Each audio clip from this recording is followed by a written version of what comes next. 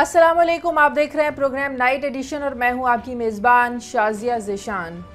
नाजरीन, कल वज़ीर-ए-आज़म कौमी असम्बली जाकर पानामा लीक्स के हवाले से पॉलिसी बयान जारी करेंगे और ऐवान को एतमाद में लेने की कोशिश भी करेंगे। वो मुमकिन तौर पर अपोजिशन के साथ मुश्तरका TORs बनाने का ऐलान करने के अलावा एक एहतसाब कमीशन बनाने का ऐलान भी कर सकते हैं, जो कि करप्शन में मुलव्वस सियासतदानों को गिरफ्त में लाएगा। अपोजिशन ने स्पीकर कौमी असम्बली अयाज सादी को यकीन दहानी करवाई है कि वो इस मौके पर तहम्मुल से काम लेते हुए माहौल को ख़राब नहीं करेंगे, लेकिन सवाल ये उठता है कि मुल्क में सियासी बहरान और एक हंगामा बर्पा करने के बाद ही आखिर वज़ीर-ए-आज़म साहब को असम्बली जाने का ख्याल क्यों आया? आखिर वो कायदे ऐवान हैं, कौमी असम्बली में कोई मेहमान नहीं। अगर वो 3 अप्रैल को जब पानामा लीक्स की पहली किस्त आई थी सीधा पार्लियामेंट में आकर अपोजिशन जमातों को एतमाद में लेते तो शायद ये बहरान इतना वसी ना होता जितना आज हो चुका है।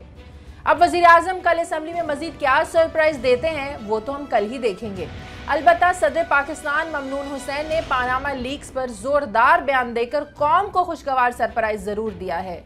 सदर मुमलिकत वैसे तो बोलते नहीं, लेकिन जब बोले तो ऐसा बोले कि करप्ट अनासिर पर खूब गरजे बरसे कि पानामा लीक्स कुदरत का एक तोहफा है करप्ट अनासिर से जान छुड़वाने का। सदर को देर से ही लेकिन कौम की रहनुमाई करने का आखिर ख्याल तो आया। उधर हुकूमत अभी भी जारहाना अंदाज इख्तियार किए हुए है। वफाकी वज़ीर इत्तलात ने इमरान खान को ऑफशोर कंपनीज का बाए-आदम करार देते हुए मुल्जिम नंबर 1 करार दे डाला। अब सवाल यह है कि हुकूमत अगर बड़े भाई का किरदार अदा करते हुए तहम्मुल और बुर्दबादी का मुजाहरा नहीं करेगी तो पानामा के हंगामे को बढ़ने से आखिर कैसे रोकेगी? अब कल क्या होगा? क्या वज़ीर-ए-आज़म की तकरीर अपोजिशन को मुतमईन कर पाएगी? और अगर वज़ीर-ए-आज़म की तकरीर अपोजिशन की तवक्कुआत के बरअक्स हुई तो फिर अपोजिशन का आखिर लाए अमल क्या होगा? इस पर आज हम बात करेंगे। प्रोग्राम के दूसरे हिस्से में बात करेंगे आर्मी चीफ जनरल राहिल शरीफ के हुक्म पर गुज़श्ता 4 दिनों से अफगान सरहद पर बंद तोरखम बॉर्डर को दोबारा से खोल दिया गया है, जिससे दोनों तरफ फंसे अफराद और गाड़ियां अपनी मंजिल पर दोबारा से रवाना हो गई हैं। याद रहे कि तोरखम बॉर्डर से रोजाना 15-20 हज़ार अफराद की आमदोरफ्त होती है। ये बॉर्डर उस वक्त बंद किया गया था जब अफगान बॉर्डर फोर्स ने पाकिस्तान की जानिब से सरहद पर गैर कानूनी आमदोरफ्त रोकने के लिए बाड़ लगाने का काम शुरू किया था। तो फिर इस बंदिश से सरहद के दोनों पार मौजूद जो ताजिर थे उनको भारी नुकसान उठाना पड़ा, जिनके ट्रक यहाँ 4 दिन से फंसे हुए थे। पाक अफगान बॉर्डर मैनेजमेंट यकीनन एक पेचीदा मसला है, जिसकी वजह से दोनों ममालिक के ताल्लुकात में कशीदगी भी पैदा है। इस हवाले से भी आज हम बात करेंगे अपने प्रोग्राम में इस्लामाबाद से डॉक्टर शाहिद मसूद मेरे साथ हैं, कराची से ज़फ़र हिलाली साहब हैं और PTI के रहनुमा अली मोहम्मद खान साहब भी हमारे साथ हैं और टेलीफोन लाइन पर हमें मुस्लिम लीग नून के रहनुमा मोहम्मद जुबैर साहब भी ज्वाइन करेंगे। डॉक्टर साहब, आपसे शुरू करती हूँ मैं। तकरीबन 4 महीने के बाद कल प्राइम मिनिस्टर साहब कौमी असम्बली में तशरीफ ला रहे हैं। जब से पानामा लीक्स का मामला शुरू हुआ वज़ीर-ए-आज़म साहब 2 बार कौम से खिताब भी कर चुके, जो अपोजिशन को मुतमईन का खिताब नहीं कर सका। तो कल क्या एक्सपेक्टेशंस रखी जाएं? कल वज़ीर-ए-आज़म साहब कोई मैच्योर ऐलानात करेंगे? आपके पास कोई अंदर की खबर है या फिर वैसा ही खिताब करके घर वापस चले जाएंगे जैसा उन्होंने कौम से खिताब किया था? देखिए साथियों, पाकिस्तान एक अजीब व गरीब किस्म का मुल्क है और जो हुकूमत है और हमारा पार्लिमानी निज़ाम वो भी अजीब है कि वज़ीर-ए-आज़म कायदे ईवान हैं और उनका पार्लियामेंट में आना भी एक बहुत बड़ी खबर है, एक बहुत बड़ी ब्रेकिंग न्यूज़ है। बहुत सब हम बैठ के डिस्कस कर रहे हैं कि जी वज़ीर-ए-आज़म आएंगे पार्लियामेंट में तो क्या होगा। मतलब एक अनहोनी, जैसे इतना तो ईद का चांद या रमजान की आमद डिस्कस नहीं हो रही जितना वज़ीर-ए-आज़म का पार्लियामेंट में आना। मतलब क्यों आ रहे हैं वज़ीर-ए-आज़म, कैसे आएंगे, कहां से आएंगे, क्या बात करेंगे? का मतलब है वज़ीर-ए-आज़म साहब पार्लियामेंट के लिए ईद का चांद है और कल चांद ये पार्लियामेंट में नजर आएगा। ईद का चांद है, रमजान का चांद है, कुछ है वज़ीर-ए-आज़म। अच्छा, उसके बाद अजीब सिस्टम है कि ये तय नहीं हो रहा कि ऑपोजिशन कौन है।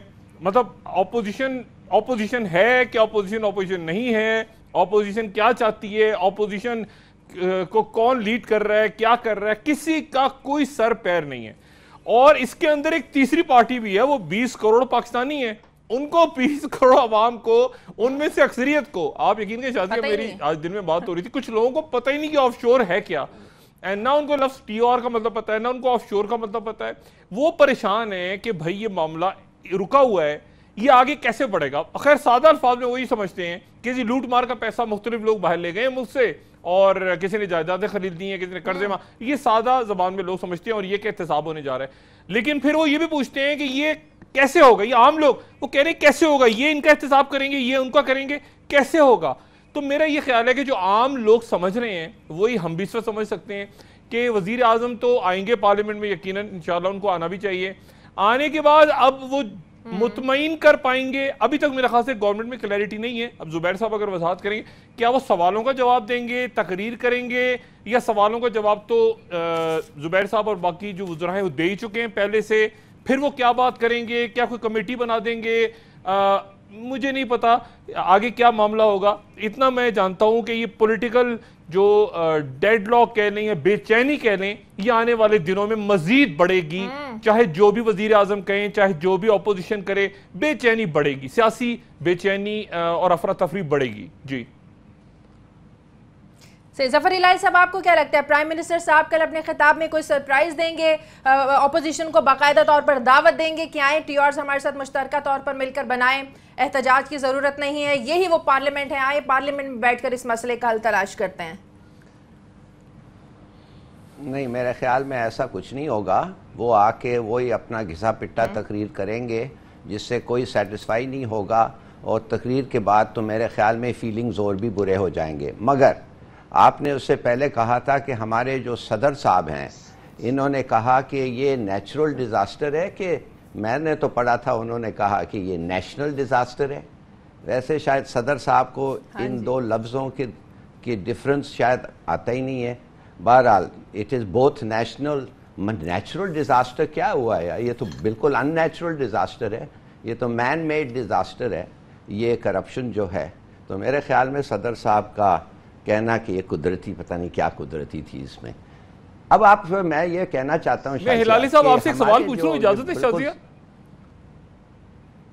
جی پوچھ سکتے ہیں. اب ہلالی صاحب، ڈاکٹر صاحب آپ سے کوئی سوال پوچھنا چاہ رہے ہیں. ہلالی صاحب، ظفر ہلالی صاحب، ہمارے صدر بار بار کہہ رہے ہیں کہ جو کرپشن کرتا ہے ان کے چہرے منحوس ہو جاتے ہیں، ان پہ نحوست ٹپکتی ہے. نحوست، اس کو کیسے، یعنی جو منحوس آدمی نظر ہے اس کو پکڑ لیں اور جو بھولا بھالا نظر ہے، یہ کیا ٹرک ہے؟ اس لیے میں کہہ رہا ہوں کہ میں سمجھ نہیں آ رہی وہ کیا کہہ رہے ہیں. نیچرل، نیشنل، منحوس، پتہ نہیں کیا کیا لفظ آپ استعمال کر رہے ہیں. چلیے ادھر سے اگر ود یور پرمیشن اگر تھوڑا سا میں آگے بڑھوں. میرے خیال میں ہمارے جو عوام ہیں وہ جاننا چاہتے ہیں اس کیس، عمران خان کے کیس میں اور نواز شریف صاحب کے کیس میں فرق کیا ہے. مثال کے طور پہ سادیہ، عمران خان کہہ رہے ہیں کہ میری کمائی جو ہے کرکٹ سے آتی ہے. نواز شریف صاحب کہتے ہیں میری کمائی جو ہے وہ میرا خیرات آتا ہے میرے بیٹوں سے، میں تو کچھ کماتا ہی نہیں ہوں. عمران خان کہہ رہے ہیں کہ میں نے گھر لیا اپنے کرکٹ کے کمائی سے. نواز شریف صاحب کہتے ہیں کہ میں نے مے فیئر اور ہائیڈ پارک لیا ہی نہیں ہے، مجھے تو وہ کہتے ہیں لیا ہی نہیں ہے اور کسی کو نہیں پتا وہ کیسے لیا. اچھا، عمران خان کہتے ہیں کہ میں نے ٹیکس ایویڈ کیا ہے مگر میں نے ایویڈ نہیں کیا مگر اوائڈ کیا، جو میرا ایک حق ہوتا ہے as a foreign national in Britain, اور کچھ اللیگل نہیں تھا، اور جو وہ کمائی تھی ادھر سے فلیٹ کے میں نے سب چیز پاکستان کو بھیج دیا. نواز شریف صاحب تو کے خلاف چارج یہ ہے کہ وہ پاکستان نہیں بھیج رہے، وہ پاکستان سے لنڈن جا رہے ہیں. اچھا، اب نواز شریف صاحب کہتے ہیں کہ عمران خان نے ڈکلیئر نہیں کیا. میں آپ سے پوچھنا چاہتا ہوں کہ اگر آپ کا بینک اکاؤنٹ ڈیفنکٹ ہے، چل ہی نہیں رہا ہے، اگر آپ کا کمپنی آپریشنلی نہیں ہے، تو یہ تو صحیح ہے کہ ٹیکنیکلی آپ کہہ سکتے ہیں آپ کو ڈکلیئر کرنا تھا، مگر اگر it is not an asset, it is a non functioning asset, اور ایسٹ ہی نہیں ہے. میرے خیال میں اگر پیڈ اپ کیپٹل کمپنی کا کبھی کبھی $100 ہوتا ہے، تو یہ کیا بڑی بات ہے کہ انہوں نے ڈکلیئر کیا ہے یا نہیں ڈکلیئر کیا ہے. ڈیفنکٹ کمپنی کو اگر نہ بھی ڈکلیئر کریں، میرے خیال میں کوئی عدالت یہ نہیں کہنے والی ہے کہ یہ therefore he is wrong. As far Nawaz Sharif ٹھیک ہے، مجھے بریک لینے دیں. بریک کے بعد جب واپس آئیں گے تو بات کریں گے کہ کل اپوزیشن کیا کرنے جا رہی ہے، اس بارے میں بات کریں گے علی محمد خان سے. ایک چھوٹے سے وقفے کے بعد ہمارے ساتھ رہیں.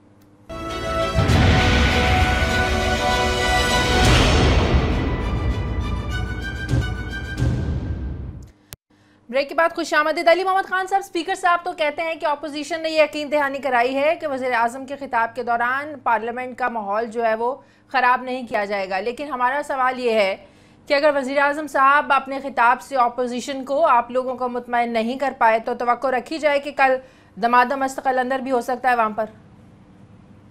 بسم اللہ الرحمن الرحیم، اللہم صلی وسلم وبارک علی سیدنا محمد۔ بہت شکریہ۔ میں ابتدائی سے کروں گا، کوئی ایک شعر ہے، اس کو میں نے تھوڑا اپنے رنگ میں ڈالا ہے۔ شعر کچھ دوسرا ہے، میں کچھ اس کو اس طرح کہتا ہوں کہ تمہارا شہر، تم ہی قاتل، تم ہی وکیل، تم ہی منصف، تم ہی قاضی، ہمیں یقین تھا ہمارا ہی قصور نکلے گا۔ ایک آدمی 1981 وزیر بنتا ہے، 35 سال پاکستان کی کو بنے ہوئے 70 سال ہو گئے، اس آدمی کو طاقت میں اقتدار میں آئے ہوئے 35 سال ہو گئے۔ ملک کے اقتدار بننے کے بعد 47 پاکستان کی آدھی عمر یہ آدمی طاقت میں رہا۔ جناب کا نام ہے میاں محمد نواز شریف صاحب، 35 سال اقتدار میں، اور شرف کے 8 سال نکال کے 25-26 سال رہ گئے۔ سارا کا سارا اقتدار، 3 بار وزیر اعظم، 2 بار اپوزیشن لیڈر، 5 بار وزیر اعلیٰ، جس میں 1 بار خود وزیر اعلیٰ پنجاب کے، 2 بار ان کے بھائی وزیر اعلیٰ، اور ساری کی ساری حکومتوں میں 100 سے زیادہ منسٹریاں۔ اور احتساب کس کا کرنے چلے ہیں؟ ایک ایسے آدمی کا جو اپنی 63 سال کی زندگی میں ایک دن بھی جھنڈے والی گاڑی میں نہیں بیٹھا، وزیر نہیں رہا، وزیر اعلیٰ نہیں رہا، وزیر اعظم نہیں رہا، اپوزیشن لیڈر نہیں رہا۔ یہ ہے انصاف اس ملک میں، اس ملک میں جہاں انصاف بکتا ہے، جہاں کورٹ کی قیمت ہے اور جہاں قلم کی قیمت ہے۔ وہ قلم جس پہ اللہ نے قسم اٹھایا اس کی قیمت ہے۔ میں یہ دعا کرتا ہوں کہ جس طرح حضرت علی رضی اللہ تعالیٰ عنہ نے فرمایا تھا نا شازیہ صاحبہ، کہ کفر کا نظام چل جاتا ہے لیکن ظلم کا نہیں چلتا، میں دعا کرتا ہوں کہ یہ جو ہوا ہے، یہ جو ٹرننگ پوائنٹ آئی ہے، خدا کو میں دعا کرتا ہوں کہ یا اللہ یہ اس موقع میں یہ پاکستان کے لیے یہ ڈیفائننگ مومنٹ بنا دے۔ کیونکہ آج بھی میرے حجرے میں، اور میں ٹویٹر پہ چیک کیجئے گا، ڈاکٹر صاحب بھی سن رہے ہیں میری بات، آپ بھی اس کو ری ٹویٹ کیجئے، میرے حجرے میں آج ایک بندہ آیا، اس نے مجھے اپنا پیٹ دکھایا، اس نے اپنا گردہ اپنے بھائی کو دیا، اس کے پاس اب پیسے نہیں ہیں، گردہ تو دے دیا کیونکہ اس کے بدن کا حصہ تھا، پیسے نہیں کہ وہ اس کا علاج کر سکے۔ یہ ہے آج کا پاکستان، جہاں پہ لوگ آف شور کمپنیاں بناتے ہیں پاکستان کا پیسہ باہر نکال کے، اور جہاں پہ ایک ایسے آدمی پہ کوسچن ہوتا ہے عمران خان پہ، جس نے ساری زندگی باہر کمایا، نہ صرف پیسہ کمایا بلکہ عزت بھی کمائی۔ ٹھیک ہے، بڑی اچھی بات کی علی محمد خان صاحب، بڑی اچھی بات کی آپ نے۔ Let me speak. دنیا میں ایسے ملک ہیں جہاں پاکستان کو کوئی نہیں جانتا، وہ پوچھتے ہیں یہ عمران خان کس ملک کا ہے؟ پاکستان کو عمران خان کے نام سے لوگ جانتے ہیں۔ اب آپ کے سوال کی طرف آتا ہوں۔ ٹھیک ہے، اگر ہم تحریک انصاف سوال میں والے آپ سے یہ پوچھنا چاہ رہی ہوں، ایک منٹ، میں آپ کے سوال کی طرف آتا ہوں، آپ کے سوال کی طرف آتا ہوں۔ علی محمد، مراد سعید، اسد عمر، شاہ محمود قریشی، شفقت محمود، ہم سارے جتنے بھی ہیں، ڈاکٹر عارف علوی، ہم 10 بار مر بھی جائیں نا اور پھر پیدا ہو جائیں، ہمارے منہ میں وہ زبان نہیں جو خواجہ آصف کے منہ میں تھی، جس طریقے سے اس نے میرے لیڈر کو مخاطب کیا۔ میں میاں صاحب کو عزت دوں گا، ہاں سوال کروں گا، وہ میرا حق ہے، نہ صرف ایز این ایم این اے بلکہ ایز اے پاکستانی، ہم ان کو عزت دیں گے۔ we'll give him a chance to explain his position and give answers to the 7 points which were raised by the joint opposition. ٹھیک ہے، بڑی اچھی بات کی، ظاہر اخلاقیات کا تقاضا بھی یہی ہے، ملک کے پرائم منسٹر ہیں، ان کو عزت ملنی چاہیے، دینی بھی چاہیے۔ میں جو آپ سے سوال پوچھنا چاہ رہی ہوں وہ یہ ہے کہ تحریک انصاف میں بھی ہمیں کنفیوژن نظر آتی ہے۔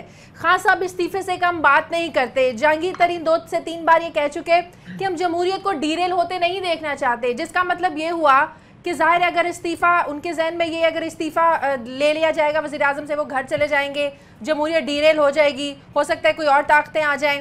تو آپ لوگوں کے اندر بھی ہمیں کنفیوژن نظر آتی ہے، بالکل ویسے ہی کنفیوژن۔ جی آپ بھی کر لیں، بالکل کر لیں، جی بالکل کر لیں، میں ذرا اس کا جواب لے لوں۔ جی ڈاکٹر صاحب، بس مجھے پہلے یہ بتا، جی علی خان صاحب پہلے میرے سوال کا جواب دے دیں کہ آپ لوگوں کے اپنے اندر کنفیوژن کیوں نظر آ رہی ہے۔ ڈاکٹر صاحب مجھے ذرا اس کا جواب لینے دیں ان سے، بالکل ویسی کنفیوژن جیسی پیپلز پارٹی میں نظر آتی ہے ہمیں۔ لیکن میں چلیں آپ کا سوال کا جواب دیتا ہوں۔ کوئی کنفیوژن نہیں ہے تحریک انصاف میں، تحریک انصاف اس بات پہ بالکل کلیئر ہے کہ آج کسی بھی طریقے سے اگر احتساب نہ ہوا تو پھر فیصلہ عدالتوں میں نہیں، وہ وقت نزدیک ہے جب فیصلہ چوراہوں پہ ہوگا۔ اگر چوراہوں سے فیصلے کو، ملک کو بچانا ہے، میں سمجھتا ہوں پھر بند کمروں میں فیصلے ہونے چاہیے۔ اب بھی ہمارے پاس وقت ہے، ہم اس پہ کلیئر ہیں کہ میاں نواز شریف صاحب ریزائن کریں۔ آج بھی ہم کہتے ہیں اخلاقی طور پہ، جس طرح انہوں نے گیلانی صاحب سے ڈیمانڈ کی تھی، اپنے آپ کو پروف کریں، burden of proof Mian Nawaz Sharif پہ ہے، وہ اپنے آپ کو پروف کریں۔ اگر وہ کلیئر ہوتے ہیں اس کے بعد وہ جس آدمی پہ ہاتھ رکھیں گے تحریک انصاف جوائنٹ اپوزیشن کے ساتھ ہوگی کہ اس کا احتساب ہو. ٹھیک ہے جی ڈاکٹر صاحب. جی علی خان صاحب، یہ جو ابھی شازیہ بات کر رہی تھی نا کہ اختلاف والی بات کہ آپس میں اختلاف نظر آتا ہے، مجھے یہ بتائیں کہ اگر پیپلز پارٹی نے کل دوسرا لائحہ عمل اختیار کیا خورشید شاہ صاحب نے، تو کیا تحریک انصاف کچھ الگ لائحہ عمل بھی تیار کر سکتی ہے؟ نمبر ایک. نمبر دو، پچھلی بار جب دھرنا تھا اور بالکل دھرنے کے اوپر آپ بالکل پیک پہ چلے گئے تھے پارلیمنٹ کے باہر، تو اس وقت بھی ہم نے دیکھا تھا کہ اختلاف تھا استعفوں کے اوپر. کیا یہ مرحلہ آ سکتا ہے کہ آپ سارے، کیونکہ حکومت ہی کہہ رہی ہے، جو میری ان سے بات کل بھی میں نے کوٹ کیا تھا، وہ کہتے ہیں کہ تحریک انصاف کے بہت سے لوگ فائنل جب اگر اس میں اسٹیج آ گئی مزاحمت کی تو وہ ماضی کی طرح دوبارہ استعفے نہیں دیں گے، بلکہ ان کے اندر سے لوگ ٹوٹ جائیں گے. کیا تحریک انصاف عمران خان کے پیچھے اس اپوزیشن سے الگ ہو کے کوئی اور لائحہ اختیار کر سکتی ہے، اور کیا اس میں آپ کے سارے اراکین پارلیمنٹ مستعفی بھی ہو سکتے ہیں کسی مرحلے پہ؟ جی ڈاکٹر صاحب، تحریک انصاف ایک ویژن کا نام ہے، ایک تحریک کا نام ہے. علی محمد مراد سعید، ہم لوگ جو ہیں اسد عمر، ہم ایم این اے بننے نہیں آئے، ہم پاکستان کو ٹھیک کرنے آئے. اس راستے میں کبھی ایم این اے بنیں گے، کبھی منسٹر بنیں گے، کبھی اپوزیشن میں ہوں گے، کبھی استعفیٰ دیں گے، کبھی روڈ پہ ہوں گے، اور ہو سکتا ہے کبھی جیل بھی جانا پڑے. اس سب کے لیے ڈاکٹر صاحب ہم تیار ہیں. ایک بات میں آپ کو کرنا چاہتا ہوں، میں نے نہیں کی کسی چینل پہ، لیکن ڈاکٹر صاحب آپ نے سوال کیا تو میں آج آپ کے چینل پہ، شاید پی ٹی آئی کی کسی ممبر نے نہ کی ہو، میں نے عمران خان صاحب کو مور دین ون اوکیزنز ریکویسٹ کی ہے کہ پیپلز، میں بڑی ذمہ داری سے یہ کہہ رہا ہوں کہ پیپلز پارٹی پر ٹرسٹ مت کریں، یہ بیچ رائے چھوڑ دے گی. لیکن ہماری کچھ سینئرز کی رائے یہ ہے کہ نہیں، جوائنٹ اپوزیشن ہونی چاہیے. ٹھیک ہے، جب تک پیپلز پارٹی اس بات میں ہمارے ساتھ ہے کہ چوروں کا احتساب ہو، منی لانڈررز کا احتساب ہو، غلط طریقے سے پیسہ باہر نکال کے آف شور اکاؤنٹ میں رکھنے والوں کا احتساب ہو، ہمارے ساتھ ہیں، ہم ان کے ساتھ ہیں. اگر پیپلز پارٹی بیک ڈاؤن کرتی ہے تو میں آپ کے ڈاکٹر شاہد مسعود آپ کو یہ کہہ رہا ہوں، ہم نبی صلی اللہ علیہ وسلم کے سب امتی ہیں، لیکن باتوں پہ کچھ عمل کرتے ہیں کچھ نہیں. لیکن ایک بات تو مجھے پتا ہے، حضرت علی رضی اللہ تعالیٰ عنہ نے فرمایا تھا نا کہ جس طرح یہ فرمایا تھا کہ کفر کا نظام چلتا ہے، ظلم کا نہیں چلتا، کفر کا پھر بھی چل جاتا ہے، اسی طرح حضرت علی رضی اللہ عنہ نے یہ بھی کہا تھا کہ حق کے راستے میں جب تم چلو گے تو تم اکیلے رہ جاؤ گے.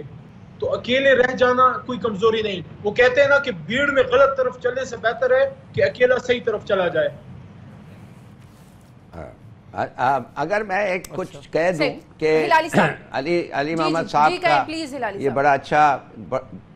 بڑے اچھا ایموشنلی چارج سپیچ ہے، اور یہ بڑے اچھے خیالات ہیں، اور کاش کہ یہ کامیاب ہوں. مگر میں ایک چیز ان کو بتانا چاہتا ہوں، جو ان کا پارٹی کا سینئر ممبر نے مجھے خود کہا کل، میں ان کا نام نہیں لوں گا اس لیے اٹ واز ان کانفیڈنس. ان نے کہا، میں نے کہا کہ تم لوگوں کو سڑک پہ نکال سکتے ہو؟ تو اس نے کہا نہیں، وہ نہیں آئیں گے. تو میں نے کہا کیوں؟ گرمی ہے؟ کہتا ہے نہیں، وہ نہیں آئیں گے. اب وقت نہیں تھا ان سے پوچھنے کہ exactly why he said that, مگر مجھے کہا گیا کہ انہوں نے کوشش کی تھی مگر وہ نہیں آئے.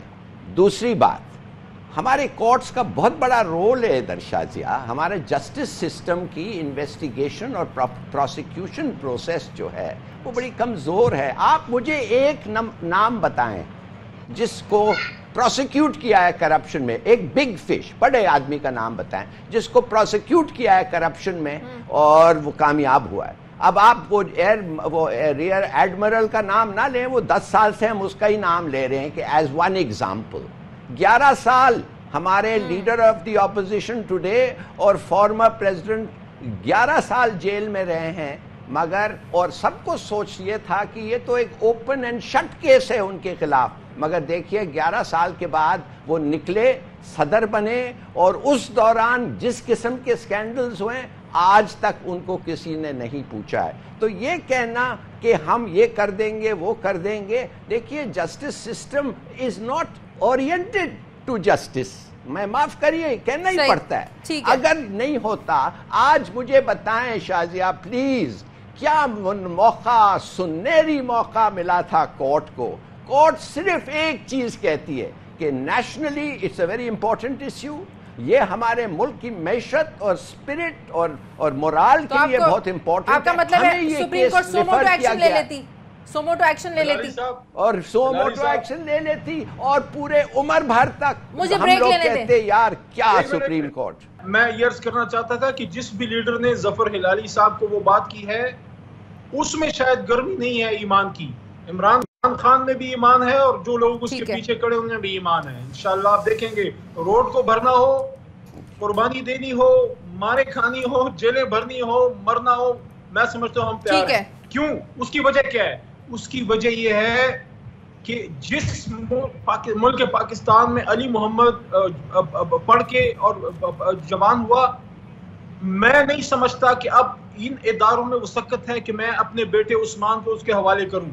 मैं ये समझता हूं कि अगर आज हम खड़े नहीं हुए, ये इदारे और यहाँ का निजाम हमारे बच्चों को खा जाएगा, ये जिंदा निकल जाएगा। उनकी इज्जतें भी महफूज नहीं है हमारे बच्चों की, और उनकी जानें भी महफूज नहीं है। उनकी जान और इज्जतों की जंग है ये।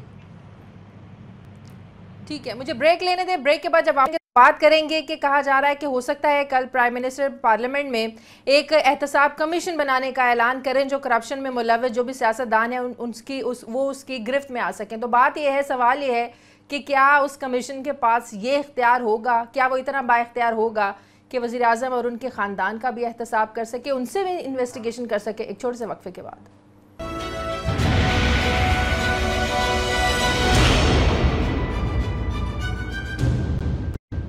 ब्रेक के बाद खुशामदीद। डॉक्टर साहब, ब्रेक से पहले मैंने जिस एहतसाब कमीशन की बात की कि हो सकता है प्राइम मिनिस्टर साहब कल कौमी असम्बली में ऐलान करें कि एक एहतसाब कमीशन बनाया जाए जो करप्शन में मुलव्वस अनासिर को गिरफ्त में ला सके, तो आपको लगता है कि वो कमीशन इतना बाइख्तियार हुकूमत बनाएगी, इतनी अखलाकी जुर्रत का मुजाहरा करेगी जो वज़ीर आज़म और उनके ख़ानदान का भी एहतसाब कर सके, उनसे भी इन्वेस्टिगेट कर सके? सवाल ही पैदा नहीं होता जी। और ये तो एक बहुत ही भोंडा और ऐसा मजाक होगा अगर हुकूमत या अपोजिशन या कोई भी इसमें तैयार होता है। पहले आपके यहाँ कमीशंस कम बने हुए हैं, पहले आपके यहाँ ब्यूरोज कम हैं, और लोग देखिए, लोग अब एहतसाब कमीशन में और सजाओं में इंटरेस्ट भी, लोग जो हैं आम आदमी वो चाहता है कि उसका पैसा वापस आए। मतलब लोग ये प्ली बार्गेनिंग, ये नैब, ये ढकोसले अब लोग नहीं चाहते। लोग चाहते हैं सीधी सी बात, अकाउंट्स फ्रीज करें, लोग गिरफ्तार करें और पैसा उनका जायदादें उनकी बाहर से वापस ला सकें अगर ला सकते हैं तो, और पकड़े उनके फैमिली मेंबर्स को यहाँ पे जो भी उनके लोग हैं या उनकी कंपनी या बाकी सारों से कहें पैसे बाहर से मंगवाओ। इसमें लोग इंटरेस्टेड अक्रॉस द बोर्ड। अब ये कमीशन बनेगा, वो 16-17 पहले अदारे बने हुए हैं, उनके ऊपर एक और जाके बैठ जाएगा, पर उसमें इस वक्त लोग इस मूड में नहीं हैं, बिल्कुल नहीं है। आप नैब को नहीं काम करने दे रहे, आप FIA को काम नहीं करने दे रहे, आप बाकी अदारों को नहीं काम है। एक एंटी करप्शन कमेटियां भी बनी हुई हैं, वजीर आजम की इंस्पेक्शन कमेटियां भी हैं, वज़ीर आला की इंस्पेक्शन, कितने तो अदारे हैं इस मुल्क में एहतसाब करने वाले। तो वो तो एक और आप पॉलिटिसाइज करके अदारा बना दें। नैब के जरिए अगर इसकी इन्वेस्टिगेशन करवाई जाती पनामा लीक्स की, तो जुडिशल कमीशन बनाने की जरूरत पेश ना आती। शाजिया, मैं माजरत के साथ मैं नैब को नहीं समझता कि नैब का जो पूरा तरीकाकार है वो दुरुस्त है। एक तो ये कोई बात ना हुई कि जी हुकूमत और अपोजिशन लीडर मिलकर तय करेंगे कि नैब का सरबराह कौन सा है। ये तो बहुत ही फजूल सी बात है। देखें, इस वक्त खजाना कमेटी को हेड कर रहे हैं साग डार और सामने बैठे हैं सलीम मांडी वाला, वो उनके साथ ये तो कोई बात ना हुई। ये एहतसाब जो नैब है, एक तो इसका चेयरमैन, और दूसरी बात प्ली बार्गेन, यानी आपने 10 अरब चोरी की है तो उसमें से 50 करोड़ रुपए तय कर लो या 60 करोड़ रुपए या इतने % नैब के ऑफिस रख लेंगे। ये करप्शन का खुद एक गढ़ है। नैब बजाते खुद एक करप्ट अदारा है जिसका अपना एहतसाब होना जरूरी है। तो मैं नहीं समझता कि नैब से मौजूदा नैब कवानीन एक मजाक बने हुए हैं। पूरी की पूरी मुस्लिम लीग कायदे आजम और पैट्रियट्स नैब ने बना के दी। इतना पोलिटिसाइज अदारा है मुशर्रफ साहब के दौर में भी और उसके बाद भी। तो मैं नहीं समझता कि नैब को तो एबॉलिश होना चाहिए और नैब की अपनी इन्वेस्टिगेशन होनी चाहिए। जिस तारीख से नैब बनी थी उस तारीख से लेकर आज तक इनके सारे लोगों की अकाउंटेबिलिटी होनी चाहिए। मैं इस नैब को शाजिया मादर के साथ नहीं मानता। ठीक है, जफर हिलाली साहब, बकौल आपके अपोजिशन और हुकूमत में ले हुए, अगर आपकी बात को दुरुस्त मान भी लिया जाए तो इसका मतलब है ये मामला इस तरह हल नहीं हो सकता। फिर हम किन मुश्तरका TORs की बात करते हैं, फिर हम क्या बात करते हैं कि अपोजिशन के 7 सवाल हैं जिनका जवाब वज़ीर आज़म को देना ही पड़ेगा।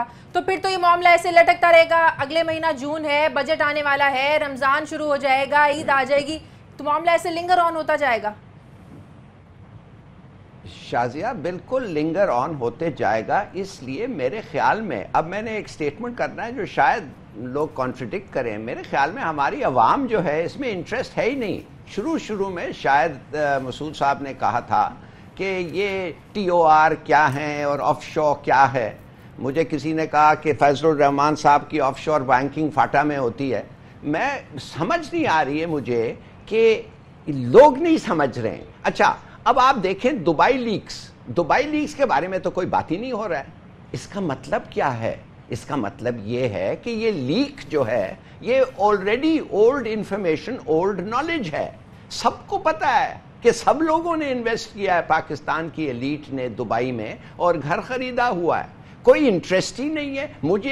میں تو حیران ہو گیا ہوں کہ وہ صاحب جو آتے ہیں، کلاسرا صاحب آ کے کہتے ہیں آدھا دبئی پاکستانیوں نے خریدا ہوا ہے، مگر اس کا کوئی ذکر اور بات ہی نہیں ہو رہا ہے. وائی؟ بیکاز پیپل نو، ان کو پتا ہے، یہ کوئی نئی خبر نہیں ہے. تو یہ کہنا کہ ان چوروں کا اڈا which goes by the name of مثلاً پارلیمنٹ، آپ سمجھیں کہ لوگوں کو پتہ نہیں ان میں کون بیٹھتے ہیں، کیسے آئے، کیسے ووٹ دیے. وہ خود ان سے کھانے اور نوٹ کے لے کے ووٹ دیا ہے. تو وہ سمجھتے ہیں کہ یہ اپنی اکاؤنٹیبلٹی نہیں کر سکتے، اس لیے لوگوں میں کوئی خاص امید نہیں ہے. اگر آپ مجھے پوچھیں ہائی فلوٹنگ لائرز، ہمارے طرح لوگ جو تھوڑے سے پڑھے لکھے ہیں، وہ بات کر رہے ہیں ریگارڈنگ آف شور، avoid taxes but not avoid. آپ سمجھتے ہیں ہماری عوام یہ سمجھتی ہے؟ آج تک مجھے کسی نے باہر پوچھا ہی نہیں ہے اس کے بارے میں، اور میں گھومتا رہتا ہوں تو کسی نے نہیں پوچھا یہ کیا ہونے والا ہے. They not interested. اور وہ جو PTI لیڈر تھا وہ بالکل صحیح کہا،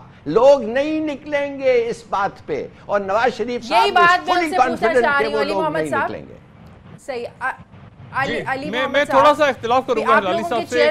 میرا خیال یہ ہے کہ لوگ نکلیں گے، لوگ بے چین ہو کے نکلیں گے. اور اگر لوگ نہیں نکلیں گے، اگر لوگوں میں بے چینی، ڈاکٹر صاحب لوگوں میں بے چینی کب پیدا ہوگی؟ لوگوں میں بے چینی ہے، لیکن لوگ نکل آئے تھے. آئرلینڈ کے وزیر اعظم نے اسی پریشر سے استعفیٰ دے دیا تھا.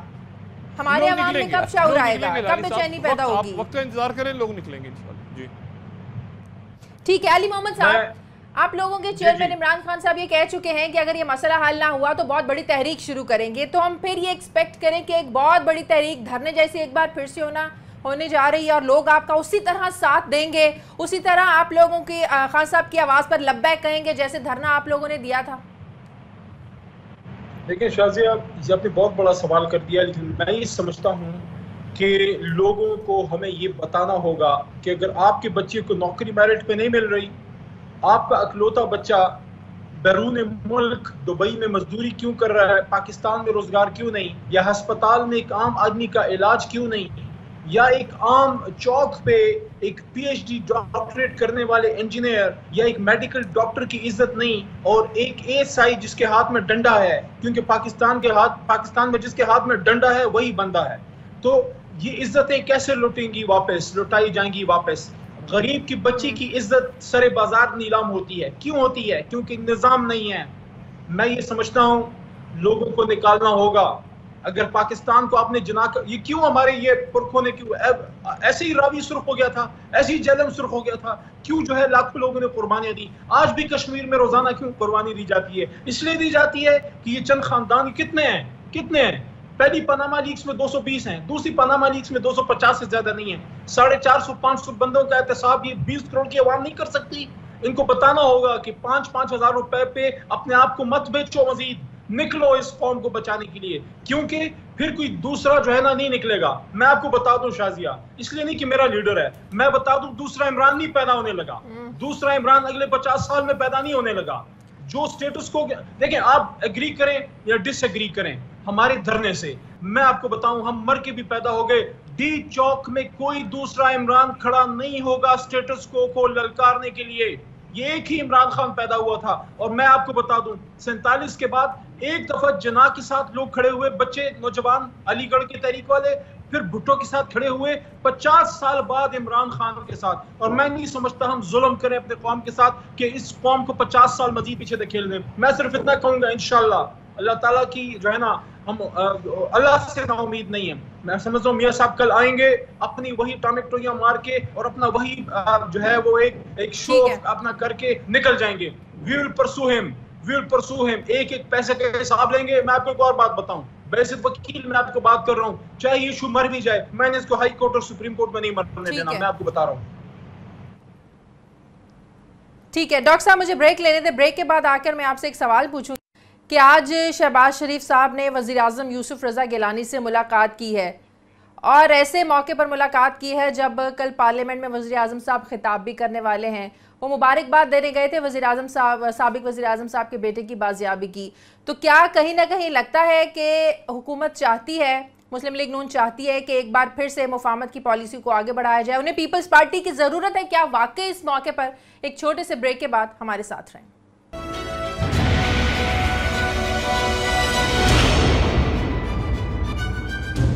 بریک کے بعد خوش آمدید. اس سے پہلے کہ میں اگلے ٹاپک کی طرف آگے بڑھوں, علی محمد خان صاحب آپ کا بہت شکریہ. اور ڈاکٹر صاحب, میں نے جو بریک سے پہلے سوال چھوڑا تھا اس کا جواب میں آپ سے چاہتی ہوں. لوگ بھی پوچھنا چاہ رہے ہیں کہ کیا آج بھی واقعی مسلم لیگ نون کو اسی طرح ضرورت ہے جو پیپلز پارٹی کی جس طرح دھرنے کے دنوں میں تھی, اور واقعی پیپلز پارٹی نے حکومت کا ساتھ دیا تھا؟ دیکھیں جی, بالکل ضرورت ہے, اور ہم اس پہ کل بھی بات کر چکے ہیں کہ پوری پیپلز پارٹی اس وقت جو ہے وہ دونوں طرف کھیل رہی ہے وکٹ کے.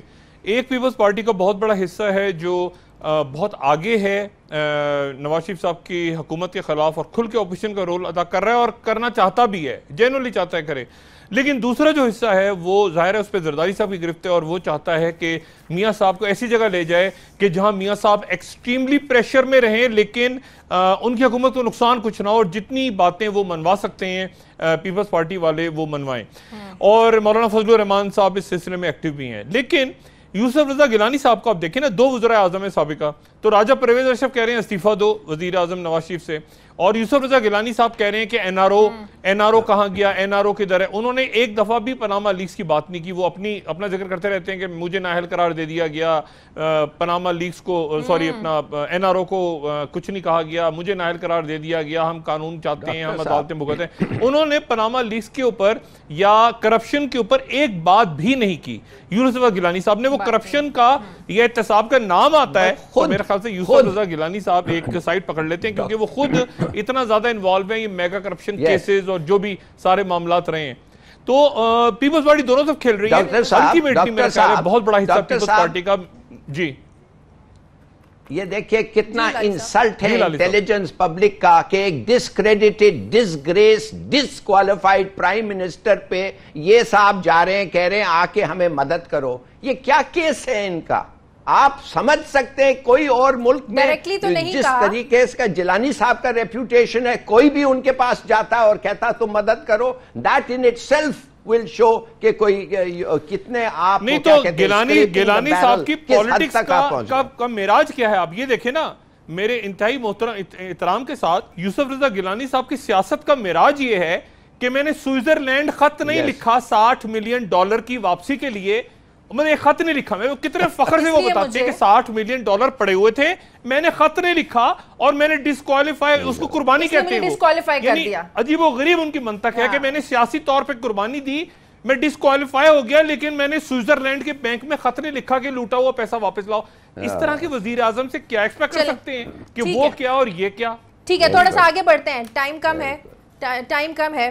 ہلالی صاحب, افغانستان سے بارڈر مینجمنٹ کا مسئلہ یقیناً ایک بہت بڑا مسئلہ ہے. افغان حکومت تو مسلسل الزام تراشی کرتی رہتی ہے کہ پاکستان سے طالبان آتے ہیں یا آ کر حملے کرتے ہیں, لیکن جب بارڈر کو بند کیا جاتا ہے تو وہ شور مچاتے ہیں, احتجاج کرتے ہیں. آخر اس مسئلے کا حل ہے کیا؟ یہ جو شروع کیا تھا فینسنگ, یہ بالکل صحیح تھا. دیکھیے شازیہ, بہت بڑا بارڈر ہے پاکستان اور افغانستان کا, 2000 میل کا شاید بارڈر ہے, کلومیٹر کا بارڈر ہے. کوئی بات نہیں, ہم ہر میل کو ہم پیٹرول نہیں کر سکتے, فینس نہیں کر سکتے, مگر ایک چیز میں بتاؤں, جتنے آسانی سے لوگ سٹرول اوور کرتے ہیں, آتے ہیں بغیر اینی چیکس, خدا کے لیے ادھر تو کچھ فینس بناؤ, کوئی کھدائی کرو, کوئی پوسٹ بناؤ, اس لیے کہ اس وقت ادھر تو لالسنس ہے. افغانستان ایک ملک نہیں رہے, سر لالس کنٹری. کوئی بھی آتا ہے جاتا ہے, جیلانی کے بیٹے کو لے گئے ادھر, تاثیر کے بیٹے کو لے گئے ادھر, बता जाने कल किस और को ले जाएं, कोई रोकता नहीं है आना जाना। भाई खुदा के लिए कोई पेट्रोलिंग करो, और उधर से टीटीपी आते हैं, आधे बच्चों को मार के उधर जाके फिर पनाह ले लेते हैं, तो बिल्कुल सही चीज है। फेंस करो, डिच करो, पेट्रोल करो, और ये कहना कि बहुत लंबा है इसलिए हम कुछ नहीं कर सकते, नॉनसेंस। आपने बम बनाया, एक फेंस बनाया। ठीक है डॉक्टर साहब, योर कमेंट, बड़ा थोड़ा सा टाइम है हमारे पास। देखिए बिल्कुल ये हिलाली साहब बात दुरुस्त कर रहे हैं। वो असल में ये ड्यूरल का जो तनाज़ा है, जिसको हम चाहते हैं कि एक दफा इसको बाकायदा एक शक्ल दे दी जाए, और वहां खुद मार्क ग्रॉसमैन ने मेरे ख्याल से पिछले साल ही कहा था, जो उनके स्पेशल रिप्रेजेंटेटिव थे, कि हम इसको मानते हैं एक बॉर्डर, इसको बॉर्डर मान के और हमें इसको मुकम्मल तौर पे खारदार तारों के साथ बंद कर देना, सील कर देना चाहिए। क्योंकि पाकिस्तान को वहां से शोर बड़ा होता रहता है, पाकिस्तान से लोग जा रहे हो, भाई जा रहे हैं तो फेंसिंग करो, क्यों शोर मचाते रहते हो कि पाकिस्तान, तो फिर अफगान मुहाजिरीन को वापस भेजकर इस मसले को हल कर दिया जाए। बिल्कुल इसको बंद करें, इस बॉर्डर को बिल्कुल फेंस करें। देखिए अगर पाकिस्तान और इंडिया का बॉर्डर कितना बड़ा बॉर्डर है, कितना बड़ा बॉर्डर है, लेकिन एक तरीका हमने बनाया हुआ है। हम अफगानिस्तान के साथ बिल्कुल चाहते हैं कि बरादराना ताल्लुकात, तो इस बॉर्डर को सील करें और दुनिया सील करवाए, इस बॉर्डर को दुनिया सील करवाए, पाकिस्तान अफगानिस्तान के इस बॉर्डर को। लेकिन वो इसको जिंदा रखना चाहते हैं, कभी इसको पॉलिटिकली इस्तेमाल करते हैं, नहीं जी हम बॉर्डर मानते नहीं है, नहीं जी ऐसे नहीं होगा, ये ऐसे होगा, ये तो ड्यूरल लाइन है, बॉर्डर नहीं है। और भाई बॉर्डर अगर नहीं है तो चलो हम तुम्हारा वहां आके फिर 8-10 किलोमीटर अपने इलाके में ले लेते हैं पाकिस्तान के। बहुत ही फजूल सी बात है। मेरे ख्याल से वक्त आ गया है कि वहां जो बैठे हुए लोग हैं, जो समझदार लोग हैं काबुल में, वो एक दफा इस मामले को खत्म करें और ये बॉर्डर लगाएं। और ये तुर्कम बॉर्डर का इशू नहीं है, पूरे के पूरे ये जो पाक अफगान बॉर्डर है, इसका मामला है। साहब आपका बहुत शुक्रिया। नाज़रीन प्रोग्राम का हो गया है नाइट एडिशन से, शाज़िया ज़ीशान को इजाजत दीजिए, अल्लाह हाफ़िज़।